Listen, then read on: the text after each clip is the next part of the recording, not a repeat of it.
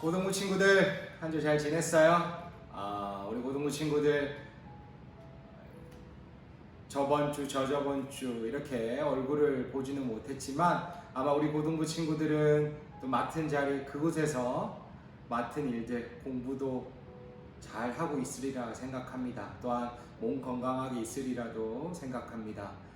비록 얼굴은 못 보지만 우리 고등부 친구들 그 맡은 자리에서 열심히 준비하고 공부하고 예배 드리고 있다는 사실을 선생님은 믿습니다. 그리고 계속해서 우리 친구들 위해 기도하도록 하겠습니다.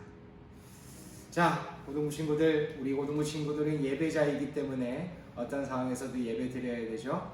자, 오늘은요 찐 예배자, 이 찐 예배자라는 제목을 가지고 함께 말씀을 나누려고 합니다. 오늘 우리 친구들과 함께 볼 하나님의 말씀은 요한복음 2장 12절에서 25절까지의 말씀입니다. 자, 요한복음 2장 12절에서 25절까지의 말씀이고요. 우리 친구들 눈으로 볼 수 있도록 화면이 나갈 거니까요. 우리 친구들 천천히 눈으로 읽어주고 계속해서 설교를 들어주면 되겠습니다. 신약성경 145면에 있는 요한복음 2장 12절에서 25절까지의 말씀입니다.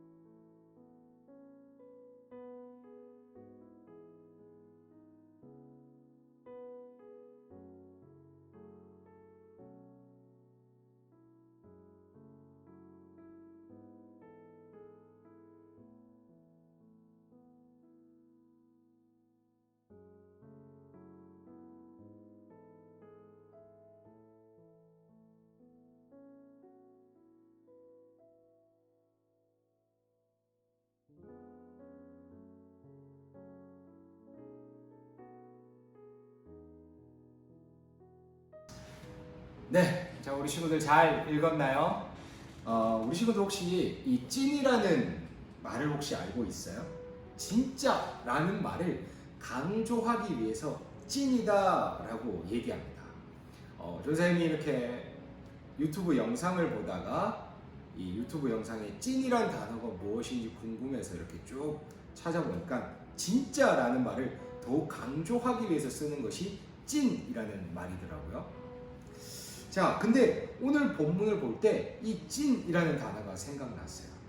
왜 찐일까요? 예수님께서는 예배자란 무엇인지, 예배자가 가지고 있어야 될 태도가 무엇인지를 진짜로 보여주시기 때문이에요. 찐으로 보여주시기 때문이죠.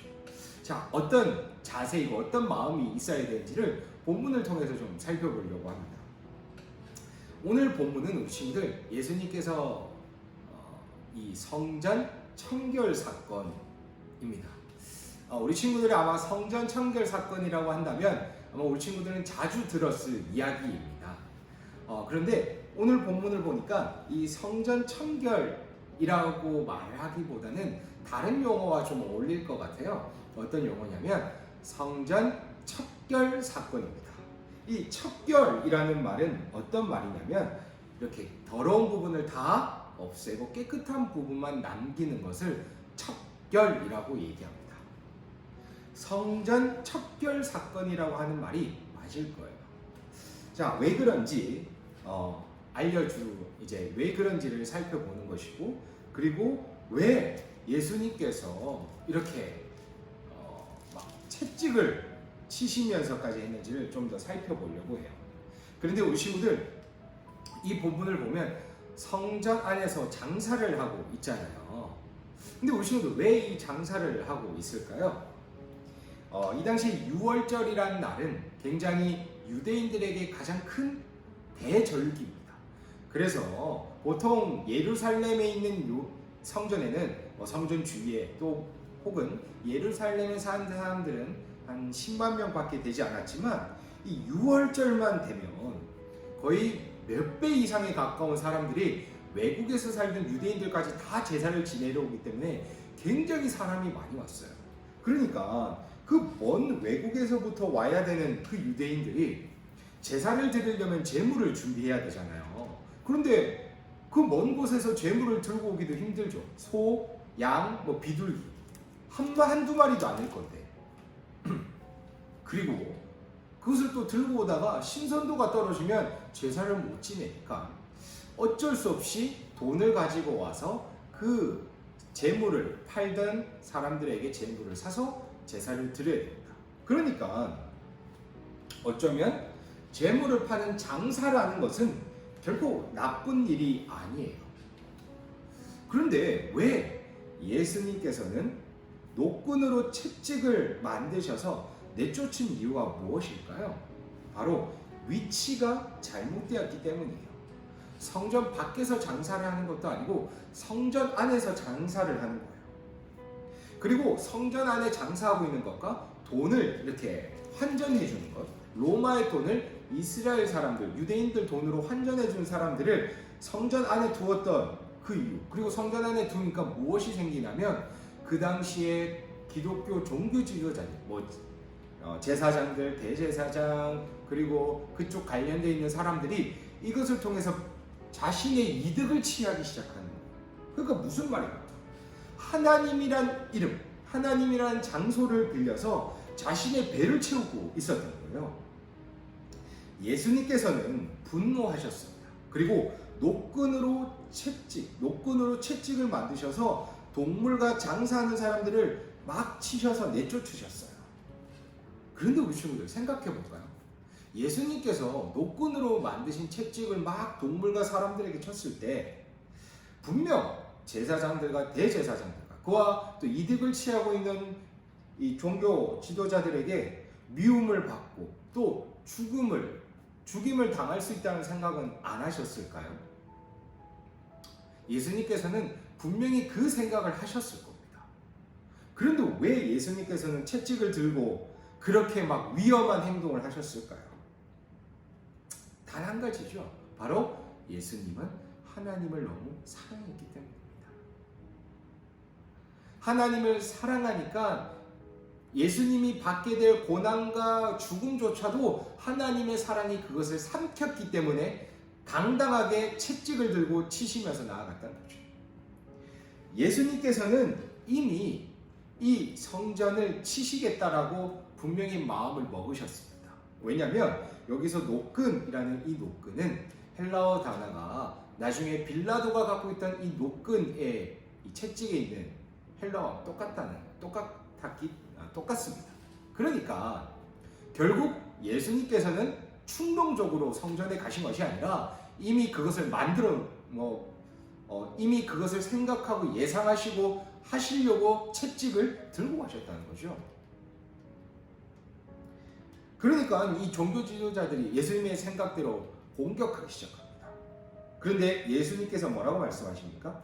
이 성전을 헐라 내가 사흘 동안 일으키리라. 예수님께서 자신의 육체가 성전임을 말씀하세요. 그런데 우리 친구들 이 뒤에 그리고 17절과 22절에 보면 제자들이 그 당시에는 말씀을 깨닫지 못해요. 나중에 이것을 깨닫게 됩니다. 17절에 말씀하신 구약 성경은 이 당시에 성경은 신약이 없었기 때문에 구약이죠. 그리고 구약의 하나의 구절이 나오는데 바로 시편 69편 8절에서 9절의 말씀을 인용하고 있는 겁니다. 그 말씀을 인용하고 있음을 제자들이 그제서야 깨닫게 되는 겁니다. 자, 그렇다면 이 본문에서 도대체 예수님께서 말씀하시고 보여주고 싶어 하신 찐 예배가 무엇인지를 좀 한번 살펴보려고 하는데 그 모습을 두 가지로 이야기해 보려고 합니다. 자, 먼저는요, 찐 예배자의 모습은 하나님을 사용하여 내 배와 그리고 장사를 하지 않는다는 겁니다. 내 배를 채우지 않는다는 거죠. 우리 친구들, 예수님께서 채찍으로 막 치신 이유가 뭐라고 했죠?